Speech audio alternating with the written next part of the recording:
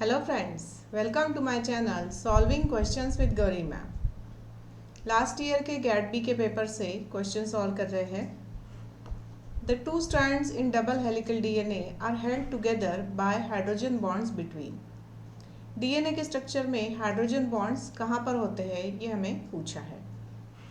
क्या ये hydrogen bond nitrogenous bases and phosphate के बीच में है, या फिर नाइट्रोजनस बेसिस एंड शुगर के बीच में है, या फिर इन बिटवीन नाइट्रोजनस बेसिस, और whether it is in between phosphate and sugar group. Okay, तो क्वेश्चन को सॉल्व करने के लिए डीएनए का स्ट्रक्चर एक बार रिवाइज कर लेते हैं।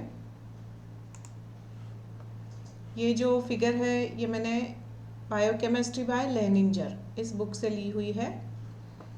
यहाँ पर देखो डीएनए के स्ट्रक्चर में दो एंटी पैरेलल स्ट्रैंड्स रहते हैं। One is from 5 prime to 3 prime, the another strand is from 3 prime to 5 prime.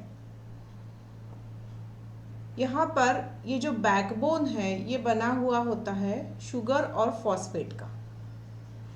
ये शुगर है पेंटोज शुगर और उसके बीच में वो जुड़ी हुई रहती है फॉस्फेट ग्रुप से।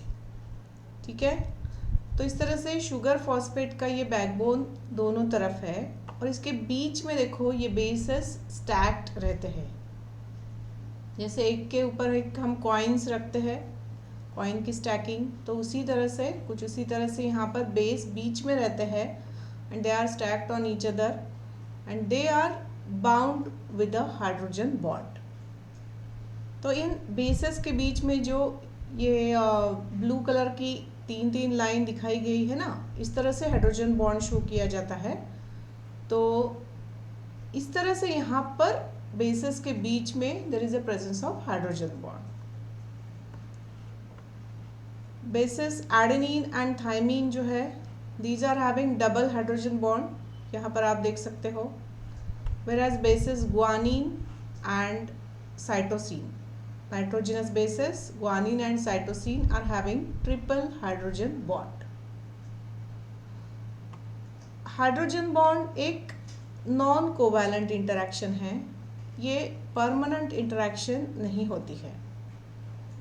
थोड़ा लॉजिकली अगर सोचो तो डीएनए के दो स्ट्रैंड्स को सेपरेट होना पड़ता है जब भी रेप्लिकेशन कराना है। डीएनए के दो स्ट्रैंड्स को सेपरेट कराना पड़ता है जब ट्रांसक्रिप्शन कराना है। Are you getting me? Transcription होने के बाद वापस से वो दो स्ट्रैंड्स जुड़ जाएंगे। इवन रेप्लिकेशन के बाद नए स्ट्रैंड के साथ वो हाइड्रोजन बॉन्ड्स फॉर्म कर लेंगे। ओके, तो इस तरह से डीएनए का स्ट्रक्चर बदलते रहता है, डायनामिक स्ट्रक्चर रहता है। तो इस वजह से there is a presence of hydrogen bond which is a non covalent interaction, जो जब काम लगे तब इजीली तोड़ी जा सकती है और वापस से बनाई भी जा सकती है with the utilisation of less energy. Are you getting me? तो इस वजह से यहाँ पर there is a presence of hydrogen bond. तो हमने देखा कि ये hydrogen bond are present in between the nitrogenous basis.